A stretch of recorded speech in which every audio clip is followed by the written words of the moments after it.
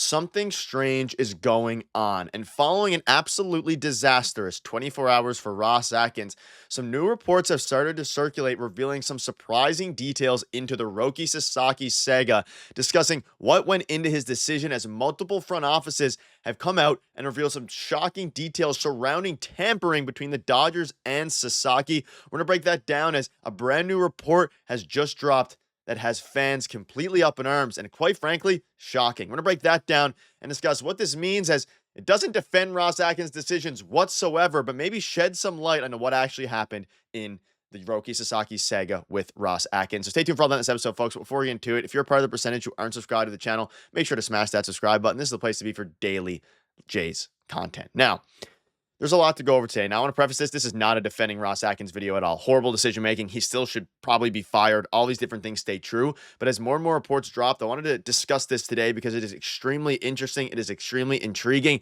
And a brand new report has dropped about 10 minutes ago surrounding the situation, maybe a bit longer than 10 minutes ago. So we'll start with this. And as we know, the Jays made the big trade to have and add extra bonus pool space. They'll attempt to make the most of it, but execs believe there are no elite players left, and Dodgers don't need it for Sasaki, so you can't flip the space to the Dodgers.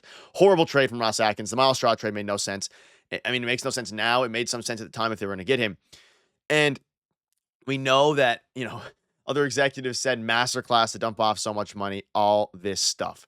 However, right after the Sasaki, saga, I guess, dropped, there were several front offices that believed there was a pre-cut deal between the Dodgers and Roki Sasaki. Jim Bowden thinks multiple teams will ask the MLB to investigate the Roki Sasaki signing with the Dodgers. Now, the reason I bring this up is because it's less about Ross Atkins. I mean, whether or not there was a pre-cut deal, it was disastrous for him to fall victim once again, not even victim, to, just fall for it once again, thinking that the Jays really had a chance, even though clearly they had some sort of chance, at least in their minds, to go ahead and make the trade for, Miles Straw here.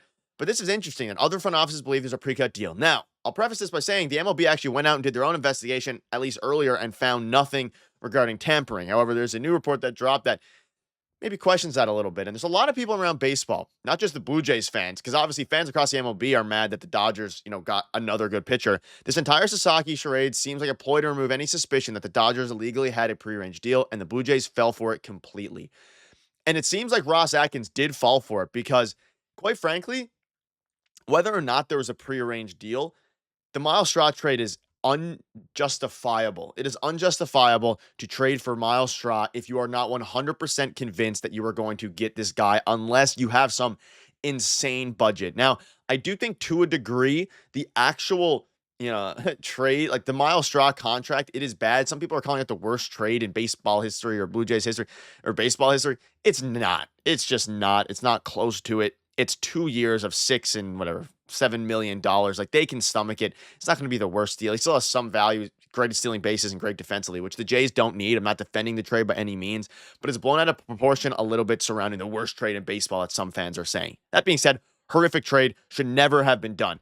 But if there was a pre-cut deal between the Dodgers and Sasaki, it gets a little bit interesting. And I don't think that, you see some GMs think that, that happens.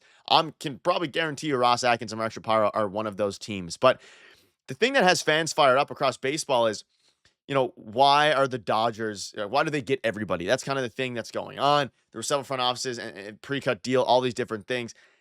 And it's rough because at this point, it's not just the Blue Jays, but it seems that Sasaki's strung everybody along for so long, specifically the Jays. I mean, if there was a pre-cut deal, or if he knew he was going to go to the Dodgers, he either just, strung the Jays along because, why not? Maybe get them to make their team worse knowing he's going to the Dodgers. Or B, he didn't really string them along, and it was actually a really tough decision, which is harder to believe. But you rewind back to November 11th, and this tweet is gaining some traction here. And this was in November from Dallas Keuchel, former MLB pitcher who played with Roki Sasaki last year. This was in November. I heard some rumblings about a done deal with the Dodgers, having a plan for him. And if I was Vegas, I would definitely put them as the favorite, but I don't know. We never really talked about that. And this is going crazy a little bit. And this is extremely interesting. A former teammate saying, having a plan for him, and that a done deal with the Dodgers in November before he was even posted, of course, and then front offices believing there was a pre-cut deal. There's a lot of reason to believe that there was a pre-cut deal. Now, that being said, it doesn't excuse the, Blue Jays trade whatsoever. And that's not what this video is about. It's just about kind of discussing how interesting this situation has gotten now. Now, whether it doesn't really matter anymore, whether or not there was, a pre-cut deal, but why this matters for the Jays is because they need to just start making moves. Like at some point, you have to stop pretending that you're going to get every free agent because they thought they were going to get Ohtani. They swung and missed. Then they had to settle with Kiermaier and Justin Turner, albeit in a very weak free agency class. You think you're going to get Soto, you pivot to Corbin Burns, you then pivot to Sasaki.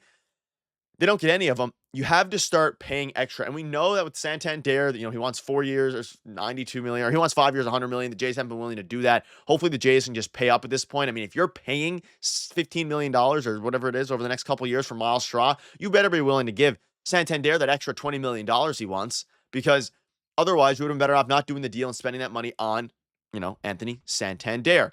And across baseball, this whole thing is blowing up, and we know that, second executive noted is $12 million that they'll spend on Stroud, $11.8 million. The Guardians knew they were desperate, masterclass to dump off so much money.